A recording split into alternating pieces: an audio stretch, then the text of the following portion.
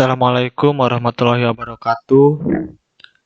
Perkenalkan, nama saya I. Eldiana, NIM 5202419006, jurusan Teknik Mesin, Prodi Pendidikan Teknik Otomotif. Di sini saya akan menjelaskan tentang sistem pengisian IC regulator. Di sini saya akan menjelaskan tentang komponen dan cara kerja sistem pengisian IC regulator. Pertama-tama, saya akan menjelaskan tentang pemakaian baterai. Pemakaian baterai sering digunakan pada sistem AC, sistem pengapian, sistem starter, sistem pengisian yang akan dibahas kali ini, dan sistem kelistrikan lainnya. Pertama-tama, saya akan menjelaskan tentang komponen sistem pengisian. Yang pertama ada kunci kontak, lampu indikator atau CHG, baterai, regulator, puli poros engkol, tali kipas, dan alternator ya. Di sini saya akan menjelaskan tentang baterai. Baterai berfungsi sebagai sumber listrik pada sistem pengisian pada saat starter dan kelistrikan bodi. Selain itu, baterai juga berfungsi sebagai penstabil arus dan sebagai tempat penyimpanan tegangan saat proses pengisian bekerja. Untuk selanjutnya, kunci kontak. Kunci kontak berfungsi untuk menghubungkan dan memutuskan aliran arus listrik ke lampu CHG dan ke regulator. Terus aliran listrik yang ke regulator berfungsi untuk mengaktifkan regulator. Di sini saya akan menjelaskan tentang alternator ya. Alternator berfungsi untuk merubah energi gerak mekanis dari mesin menjadi energi listrik. Di sini saya akan menjelaskan komponen alternator ya. Komponen alternator sendiri ada rotor. Rotor merupakan komponen yang berputar dan berfungsi untuk membangkitkan listrik. Jadi di sini ada kumparan rotor ya. Nanti si kumparan rotor ini berputar sehingga nanti mengakibatkan ada medan magnet dan mengakibatkan terjadinya pembangkitan listrik di sini. Terus selanjutnya komponen alternator ada puli dan kipas. Puli berfungsi sebagai tempat dari tali kipas ya, bibel untuk menggerakkan rotor. Jadi nanti si pulinya itu berputar dan bibelnya juga ikut berputar dan si pulinya itu menempel ke rotor ya. Jadi rotornya ikut berputar ya. Terus kipas. Kipas atau fan ya, berfungsi untuk mendinginkan komponen-komponen dalam alternator meliputi dioda, kumparan, dan lain-lain. Untuk selanjutnya komponen alternator yaitu stator ya. Stator ini. Stator merupakan komponen diam dan memiliki fungsi untuk menghasilkan arus AC atau alternating current ya, atau arus bolak-balik ya. Di sini komponen stator ya. Untuk selanjutnya komponen alternator adalah sikat dan pemegang sikat. Sikat atau brush berfungsi untuk menghantarkan arus kembali dari alternator F ke kumparan rotor melalui sleeve ring positif dan menghantarkan arus dari rotor coil melalui sleeve ring negatif ke terminal E alternator.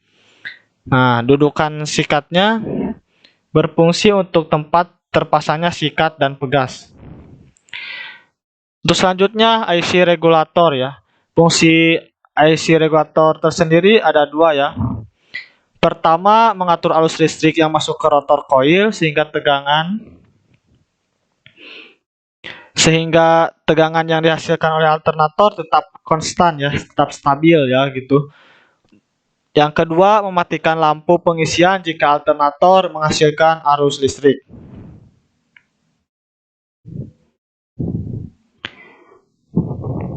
Untuk selanjutnya yaitu kelebihan IC regulator. Yang pertama, tegangan dan arus yang dihasilkan oleh sistem pengisian lebih stabil ya dibandingkan dengan regulator konvensional.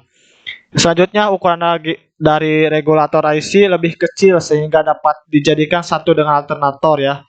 Jadi ukurannya itu lebih kecil, jadi lebih fleksibel lah gitu. Untuk selanjutnya, rangkaian sistem pengisian lebih sederhana. Pada sistem pengisian dengan regulator IC tidak memerlukan penyetelan. Berbeda dengan regulator konvensional yang menggunakan kontak point. Penggunaan kontak point ini memerlukan penyetelan karena berkemungkinan dapat aus. Ukuran alternator dapat dibuat lebih kecil untuk tegangan yang dihasilkan sama besar. Diameter rotor lebih kecil guna meningkatkan kecepatan putaran alternator. Terus yang selanjutnya, lubang radiasi dibuat lebih banyak dan kipas pendingin dibuat berada di dalam alternator sebagai upaya pengoptimalan proses pendinginan ya. Nah, ada banyak macam-macam alternator dengan IC regulator ya.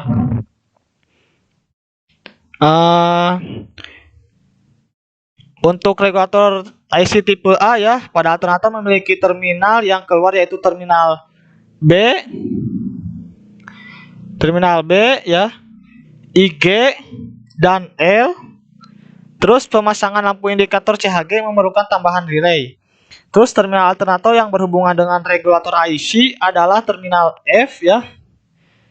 Terminal F, terus E, S, dan L. Letak regulator IC menempel di luar alternator ya. Pada regulator IC menggunakan dua buah transistor ya. Terus ciri-ciri dari yang selanjutnya adalah regulator IC tipe B ya. Pada alternator memiliki 4 terminal keluar yaitu terminal B ya, IG, L, dan S. Pemasangan lampu indikator CHG memerlukan nilai tambahan. Terus terminal alternator yang berhubungan dengan regulator IC ya adalah terminal F ya, E,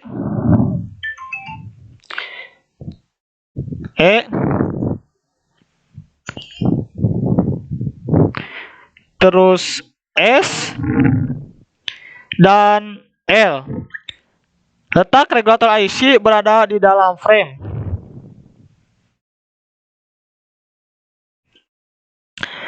Untuk ciri alternator yang selanjutnya adalah tipe M ya. Untuk tipe M pada alternator memiliki 4 terminal keluar yaitu terminal B, IG, L, dan S. Pemasangan lampu indikator CHG tidak memerlukan tambahan relay ya. Terus terminal alternator yang berhubungan dengan regulator IC adalah terminal F,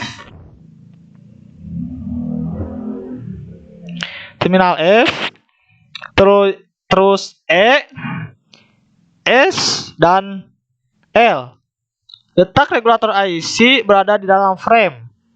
Regulator IC memerlukan monolitik integrated circuit atau mix ya. Konstruksinya lebih kompak dan penggantian sikat lebih mudah ya.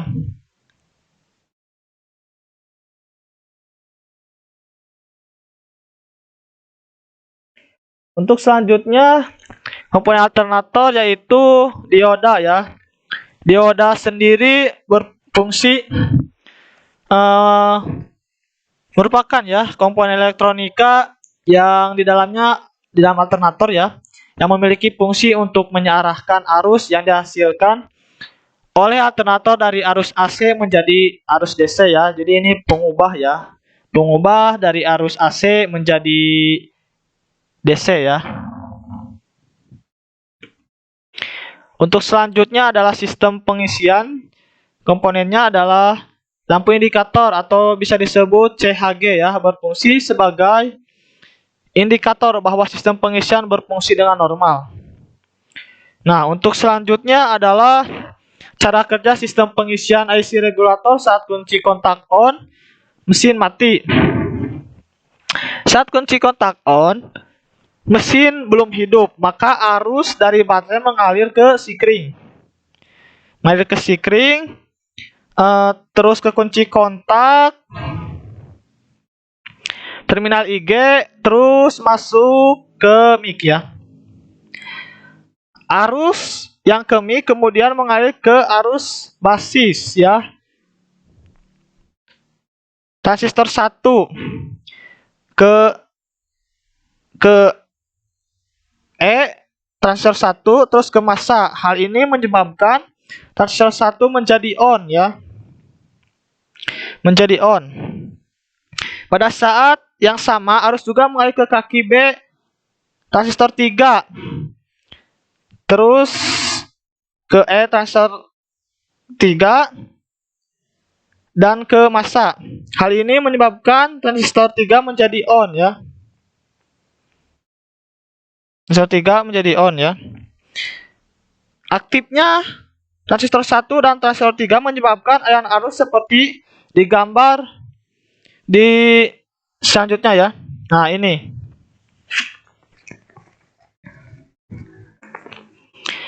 Aktifnya transistor 1 menyebabkan arus mengalir dari baterai ke terminal B. Dari baterai ke terminal B, kumparan rotor koil, lalu ke kumparan rotor koil ya. Sini. Lalu ke terminal F ya, terminal F. Ke transistor C. Lah, sini. Ke C ya, transistor 1 dan ke E transistor 1.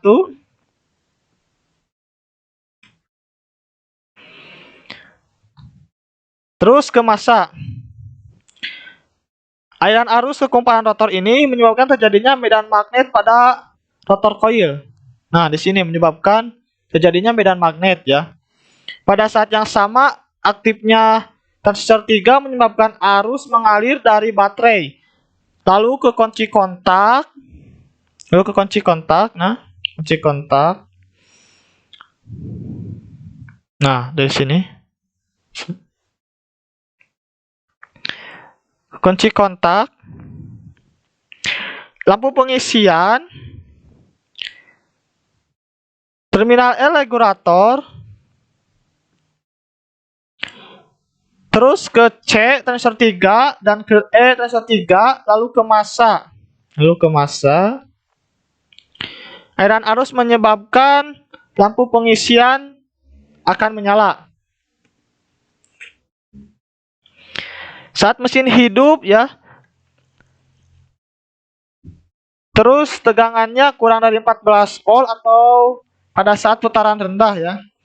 Setelah mesin hidup, rotor koil yang sudah terjadi kemagnetan berputar oleh poros engkol melalui tali kipas sehingga pada kumparan stator akan terjadi tegangan AC yang kemudian tegangan disearahkan menjadi DC oleh dioda. Karena kumparan stator sudah menghasilkan tegangan, maka arus pada salah satu ujung kumparan stator ya. Stator mengalir ke terminal P.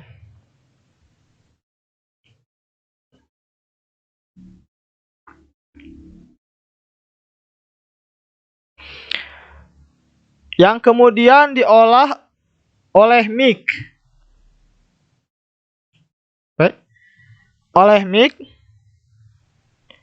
Dan digunakan untuk mengalirkan arus terus ke basis transistor 2 sehingga transistor 2 menjadi on. Ya. Sehingga transistor menjadi on dan menghentikan aliran arus ke B transistor 3 dan menjadi off. Karena transistor off, maka aliran arus dari lampu ke massa melalui transistor 3 terhenti sehingga lampu tidak mendapat massa dan aktifnya transistor 2 menyebabkan aliran arus dari IG ke E transistor 2 lalu ke C transistor 2 terus terminal L. Terminal L.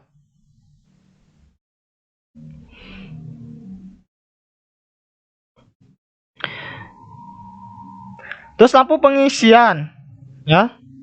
Lampu pengisian ke terminal L, lalu ke lampu pengisian. Karena lampu mendapatkan dua aliran arus dari L dan dari kunci kontak, maka tidak ada perbedaan tegangan sehingga lampu padam. Lampu juga mati karena tidak mendapatkan massa dari transistor 3 ya. Karena tidak mendapatkan massa dari transistor 3, maka lampunya mati.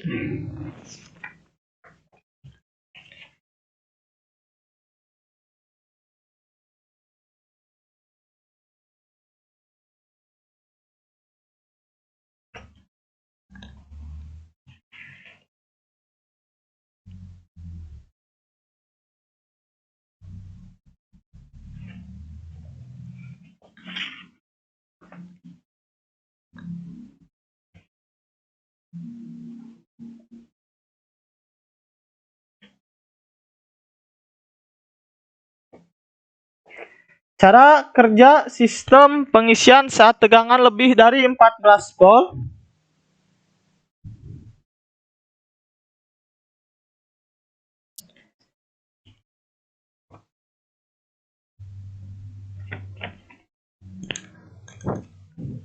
Jika tegangan putaran mesin yang dihasilkan lebih dari 14 volt, maka tegangan itu akan terdeteksi oleh komponen aktif di dalam mic ya. Di dalam mic berupa dioda Zener pada terminal S. Aliran arus pada terminal S oleh mic akan diolah dan difungsikan untuk menghentikan arus yang mengalir ke B transistor 1 dan ke transistor 1 menjadi off ya. Transistor 1 menjadi off ya.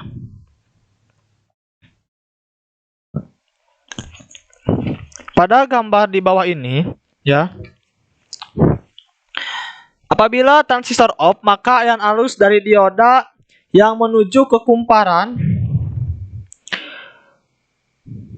rotor koil pada masa melalui transistor 1 akan terhenti. Sehingga medan magnet pada kumparan rotor koil hilang. Aliran arus dari terminal P tetap mengalir selama mesin hidup dan mempertahankan transistor 3 off ya. Dan transistor 2 on sehingga lampu pengisian tetap padam ya. Nih. Jika medan magnet pada kumparan rotor koil hilang karena transistor 1 off, maka tegangan yang dihasilkan oleh alternator akan turun ya.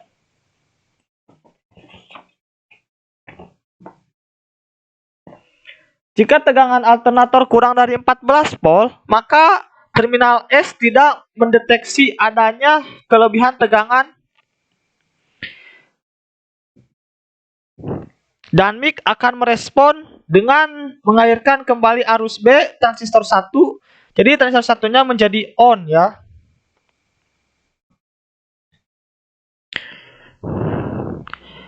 Jika transistor 1 menjadi on,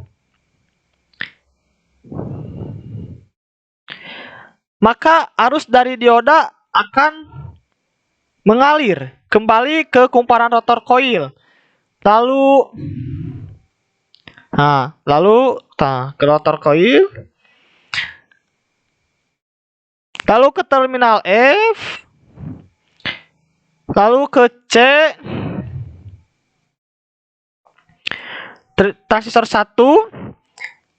Lalu ke E transistor 1, lalu ke massa. Hal ini menyebabkan kemagnetan pada kumparan rotor koil kembali menguat. Dan kemudian menyebabkan output alternator kembali naik.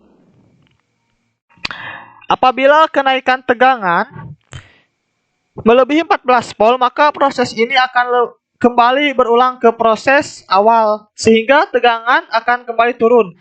Dan jika tegangan kurang dari 14 volt, maka proses akan kembali ke proses selanjutnya. Proses ini terjadi secara terus-menerus.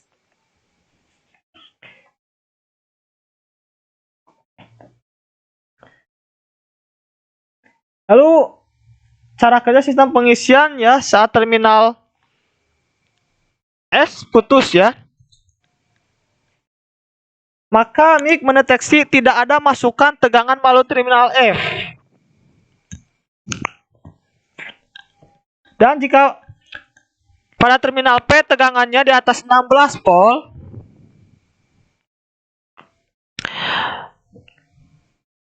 tegangan potensi berlebihan, maka MIG akan mengaktifkan transistor 3 dan mematikan transistor 2. Sehingga lampu pengisian menyala kembali. Berdasarkan masukan di terminal P, juga MIG akan menghentikan aliran arus ke B transistor 1.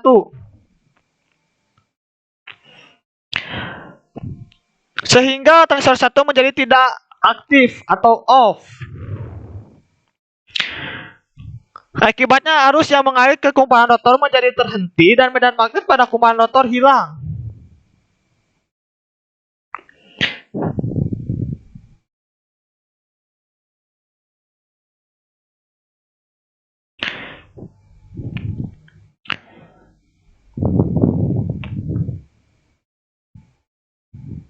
Hal ini menyebabkan tegangan di terminal P turun, dan jika penurunan tegangan ini sampai di bawah 16 volt, maka MIG akan kembali mengalirkan arus ke B transistor 1 sehingga transistor 1 menjadi on dan arus kumparan rotor kembali mengalir. Pada saat MIG juga akan on dan off kan transistor 1 untuk mempertahankan tegangan output pada tegangan 13,3 sampai 16,3 volt, bertujuan mempertahankan tegangan ya yang terlalu tinggi untuk melindungi alternator maupun IC regulator dari kerusakan, sehingga pengemudi dapat mengetahui dari indikator lampu pengisian yang menyala. Untuk selanjutnya yaitu saat terminal B putus ya.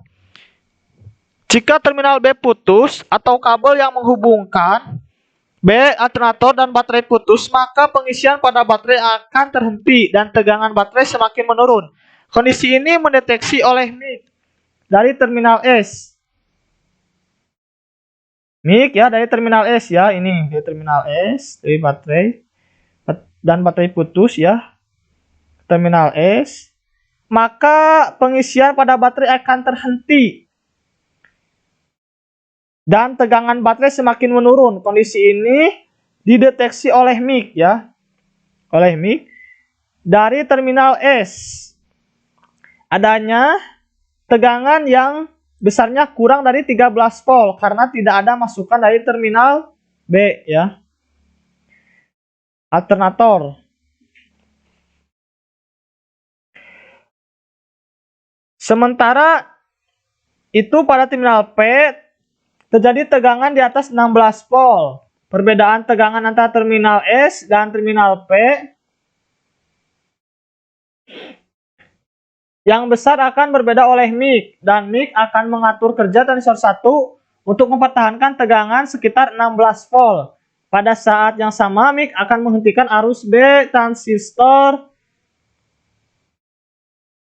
2 ya, dan memberikan arus ke B transistor 3 basis ya. Sehingga transistor 2 menjadi off. Jadi off. Sementara transistor 3 menjadi on. Akibatnya lampu pengisian menyala ya, lampu pengisian menyala. Tegangan dipertahankan dengan mengatur kerja transistor 1 on dan off ya.